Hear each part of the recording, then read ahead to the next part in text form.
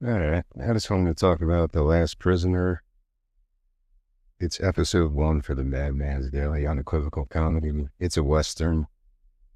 The reason I wanted to do these short pitches is just to maybe encourage people, give people more encouragement to actually read these screenplays if they ever feel like it. It's an hour-long episode. This was the first idea I really put down on the paper in 2020, 2021. It's a simple story, like I guess the mid to late 1800s in either Arizona. I think I said it in Arizona, or it could be anywhere in the Southwest where the railroad industry was booming, near California.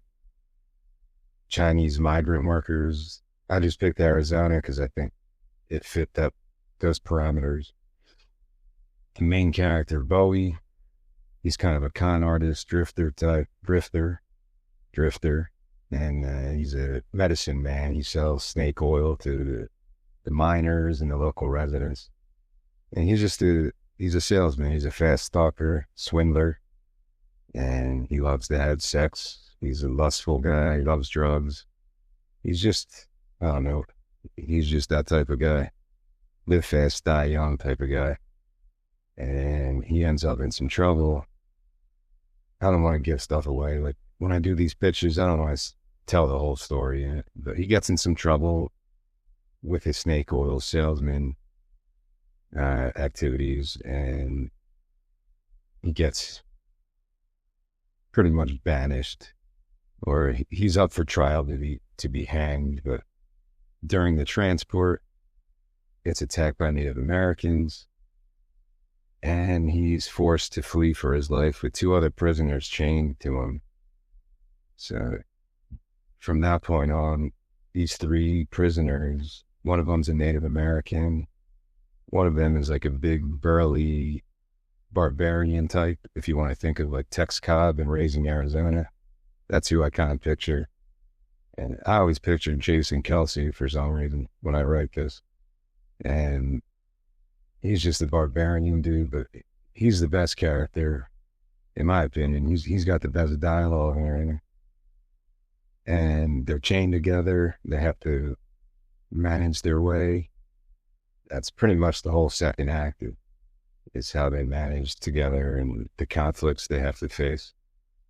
And eventually, through all the trials and everything, once they separate each other, and Bowie's left as the last prisoner, hence the title of this.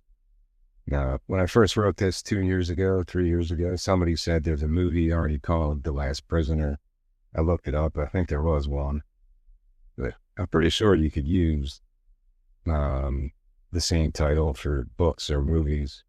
I don't think you can copyright a title. So if I'm wrong, then it could be changed to something else. It's not a big deal. I just like the name of it.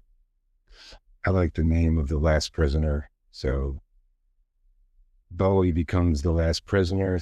The third act of the movie follows him around as he kind of survives off the grid in the wild.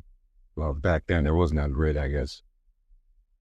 And he's learning to get back to his basic instincts, away from all the con artist stuff.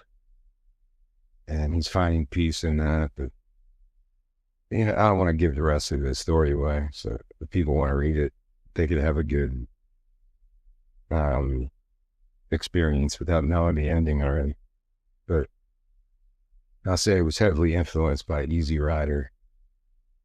If you've ever seen that movie, it's heavily influenced by that. That's the main influence. Easy Rider and Kung Fu, the series. And for some reason, I named the character Bowie.